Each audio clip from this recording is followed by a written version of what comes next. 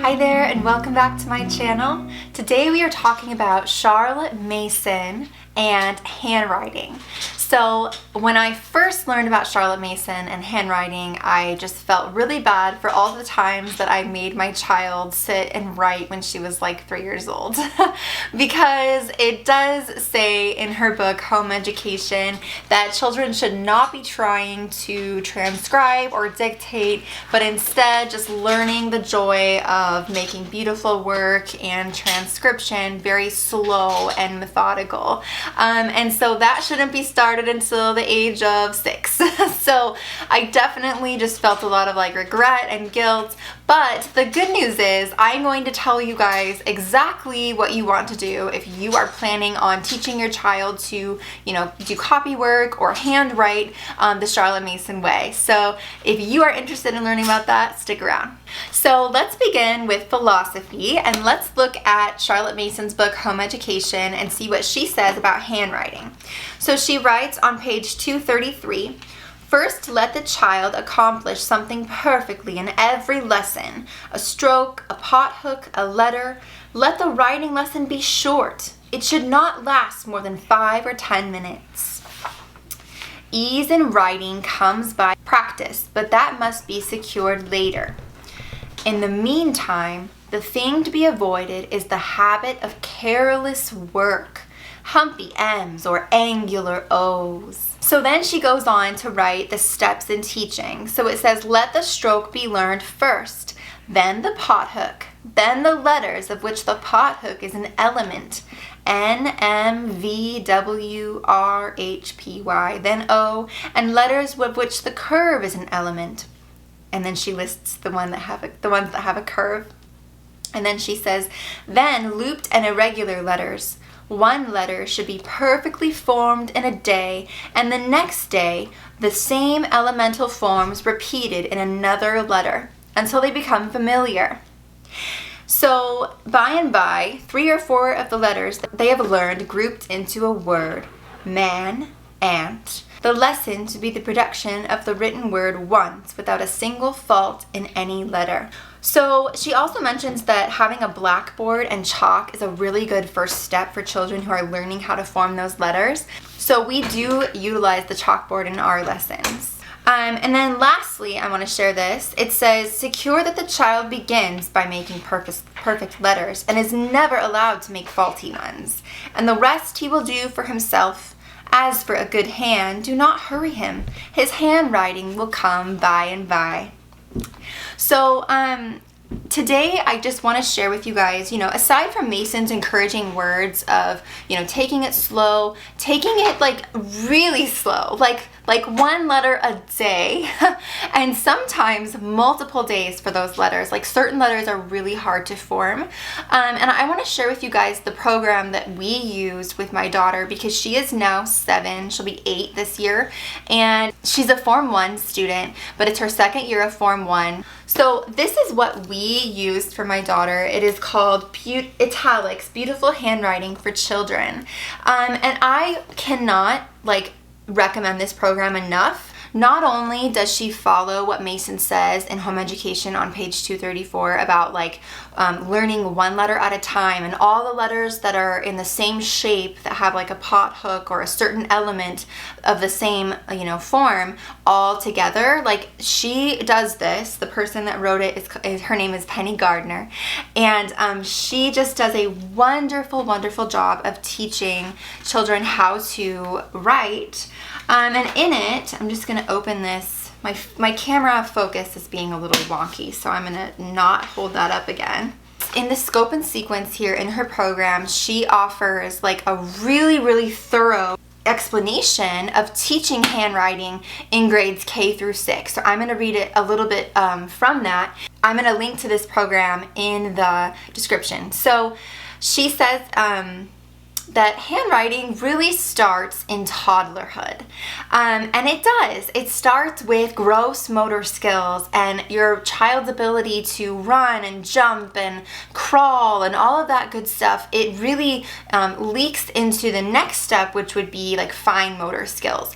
And I always mention baby-led weaning as like a really good option for parents that want to homeschool and have a child that has a really good pencil grip, because when I was teaching kindergarten, I had to teach children how to write, and I would see some atrocious pencil grips, but it's because they were probably spoon-fed and they didn't have the opportunity to really work on those like fine motor skills of grabbing the food from the tray. So baby-led weaning, even if you don't give big chunks, just cut it up tiny, they really are like it all starts in the beginning of like babyhood. So the ability to write, which is kind of crazy when you think about it.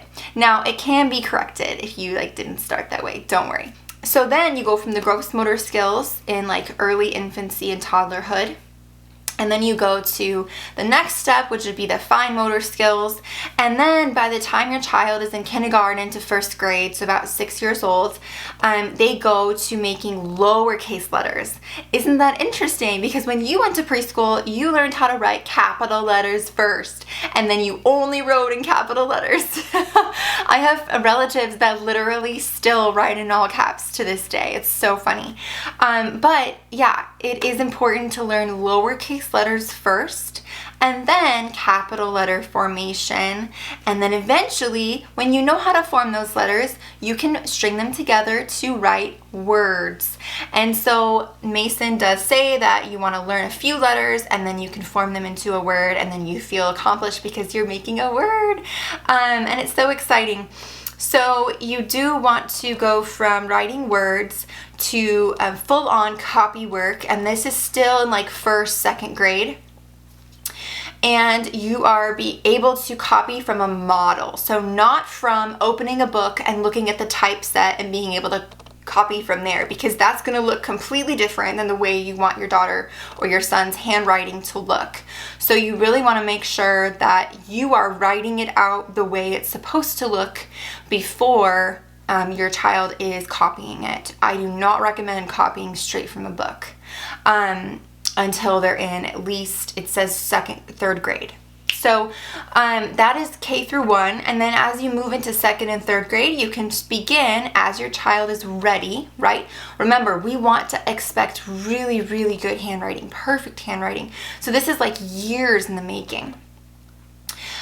Grades 2 to 3, they're working from a book. It's called Typeset. So they're able to take it and then translate it into italics in their own handwriting into their commonplace book, or just a notebook for writing, because the commonplace is kind of a different skill. Later on, they'll use the commonplace in like forms 3 and 4.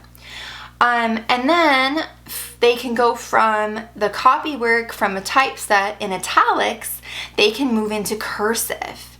And this program, Beautiful Handwriting for Children by Penny Gardner, does have a cursive lesson plan as well as an italics lesson plan. So we haven't even done the cursive lesson plan because we don't have a student in third grade yet. But you can start with the lowercase cursive alphabet. And then as your child moves into grades 3 through 4, they're doing the uppercase letters in cursive, but still only letters. So they're literally learning the perfect formation of the letter in cursive. They are not learning how to put together a word yet, because connecting that is a skill that they need to be ready for. But that is the next step after they learn the capital letters, is connecting and joining letters in cursive, and that just take a while. So that's why Penny Gardner, who wrote this like Mason-based writing program, recommends that grades 4 to 6, depending on the child's readiness, you can start copywork from typeset, so that's in a book, finding a quote they like or a poem they love, and then writing it in cursive, so copying that. And sometimes, especially like I actually have a video on it, I think, on my channel still. We used Handwriting Without Tears, and I know that it's like mirroring the copy of a parent's writing, but it's not italics, and so it doesn't really translate well into cursive later on. And so I do love this program but more, and I wish that I had started with it from the beginning. But I am going to show you guys some of my daughter's work. Again, I'll link this product for you, and again, like, make sure your lessons are only 3 to 5 minutes long. If your child is fatigued or frustrated, don't try to keep pushing it. Like, go to the next day. Mason writes, remember, writing comes by practice. And she kind of drives that point home of, like, don't force the child. You don't want them to have create a habit of just quickly getting it done and messy. Like, there are times where my daughter will be trying to rush through the writing lesson, and I'll just stop her mid-sentence and I'll say, you know what, let's pick up tomorrow. It's totally fine. Like, we're gonna move on. Or if I can tell that she's not really focused and not practicing that habit of attention, then I will say, you know, we need to just erase this one real quick and, like, start over. And we used to kind of butt heads about it, but she's starting to, especially in her 2nd grade year, which is, you know, Form 1A, she's starting to get a little more understanding of, like, oh, you're right, that wasn't my best work. So it's beautiful how they kind of start to understand, like, oh, like, you have this expectation of me, and if I keep that expectation, not in like a, oh, you didn't do your best way, or like putting her down or shaming her, but just kind of upbeat and like, oh, well, what do you think? Is this your best work? Or, you know, and something that I found so interesting is that a few times I've been writing out for her copywork, and I'll say, like, oh, this is not like my neatest A, and I'll erase it and I'll show her have to redo it, and I'll be so serious with her because sometimes I have to rewrite stuff because I'm going too fast. So it happens to the best of us, and it's really good for our children to see that example. So okay, so yeah, I'm gonna show you guys a little bit of my daughter's work. This is from last year. So, like, this is a little bit, yeah, you can see it.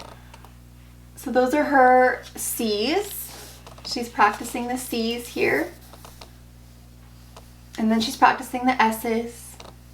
And then it takes letters that she had already learned and then translates into words that she would practice. So this was after we had learned a few letters. Eventually, it turned into, like, Twinkle, Twinkle, Little Star, and we worked several days on this one. This was not like a one-off lesson, so don't for a second think that she did this easily. But so that's what we did last year. This year, I made a book for her. I'm not giving her a commonplace book yet, but this year we made a book for her, and it has just this writing paper that I printed off from the file that I got when I purchased the program, and it's just blank paper, but then I would find, like, her hymns or her poems we were studying this year, and it's kind of like a commonplace, but not really, because I'm doing it for her. I'm helping her, like, pick them, and then I'm writing it. She's writing from model. So here's my version and here's her version. I'm teaching her how to put the dates. So yeah, that's just a little folder I got online, and I printed this off, and then eventually she will keep a commonplace book, and she'll learn to just take a book and then copy from the typeset, like, into her notebook too.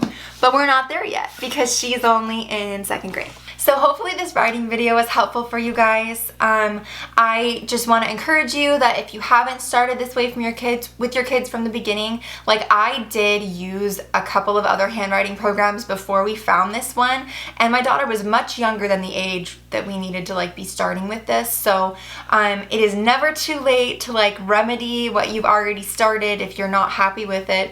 If you use something else and you were happy with that, that's great too.